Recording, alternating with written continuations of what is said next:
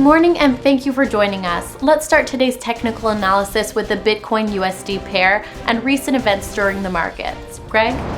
Bitcoin has lost 3.5% in the last session. The MACD has collapsed into negative territory.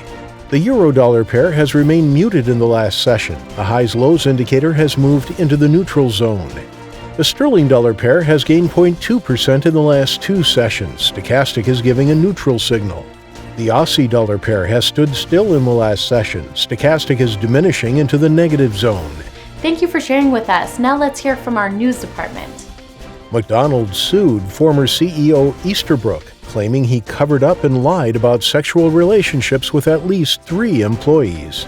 European stock markets surged, with indices across the continent up almost 3% as sentiment surveys for the region significantly exceeded expectations.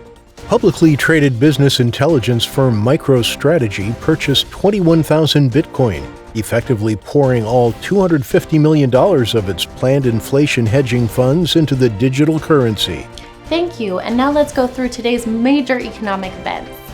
The Australian employment change will be released at 1:30 GMT, the German CPI at 600 GMT, the U.S. continuing jobless claims at 12:30 GMT, the U.S. initial jobless claims at 12:30 GMT, the U.S. natural gas storage at 14:30 GMT, and the U.S. 4-week bill auction at 15:30 GMT. We hope that you've enjoyed today's market outlook. On behalf of all of us here, we wish you a productive trading day.